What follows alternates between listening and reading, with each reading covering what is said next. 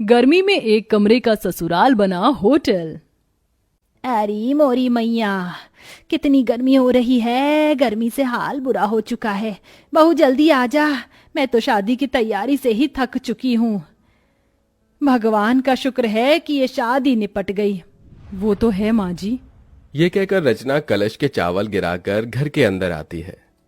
अरे अंतरा, अब तो तेरी बहू आ गई है। अब तो तेरी बहू के हाथ से खाना खा पी कर जाएंगे। अरे जरा हम भी तो देखे बहू कितना अच्छा खाना बनाती है। क्यों कश्मीरा?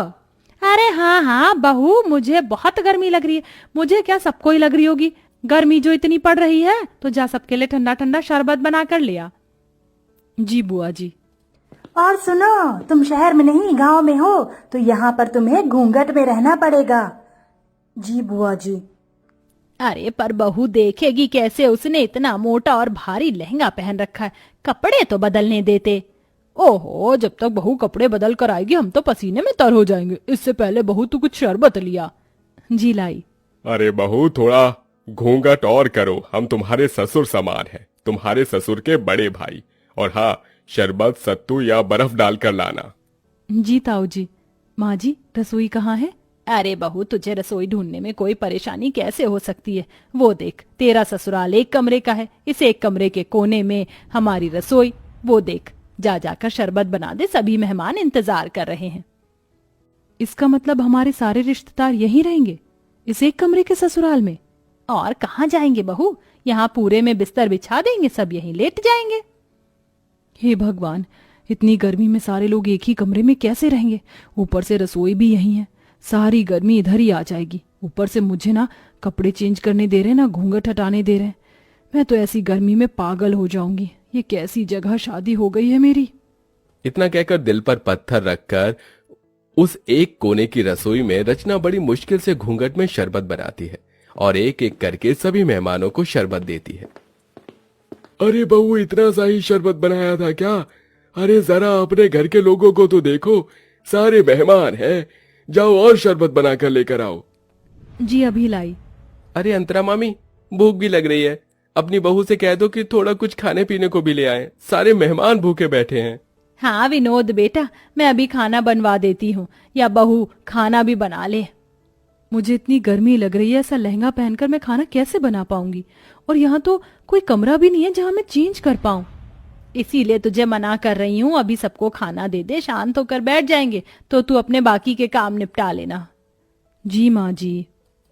बड़ी मुश्किल से रचना खाना बनाने के लिए लहंगे में बैठ पाती है। पूरी सब्जी बनाते बनाते उसे पसीने आने लगते हैं।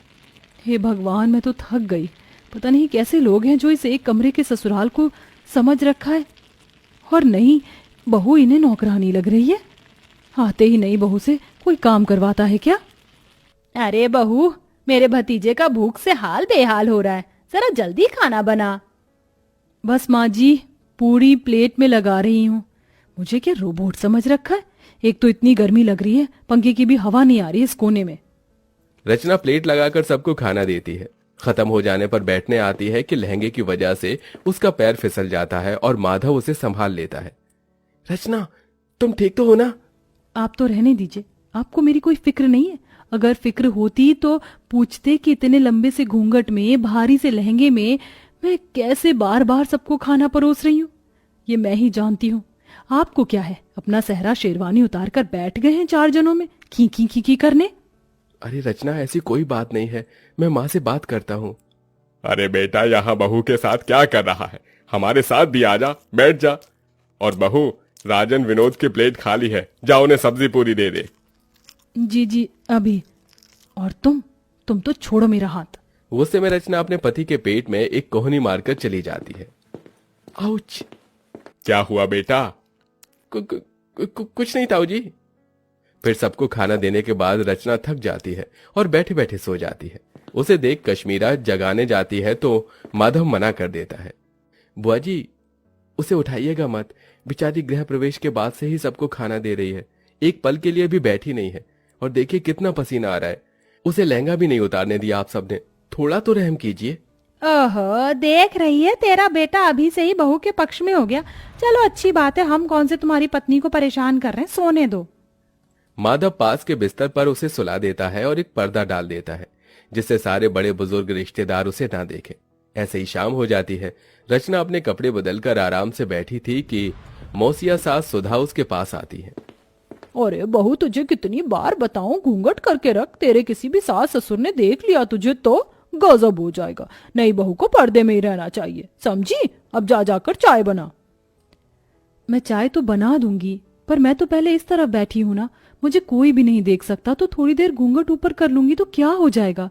मुझे भी गर्मी लग रही है, और ऐसा तो है नहीं किसी ने मेरी शक्ल नहीं देखी, सबने शादी में मुझे देखा है।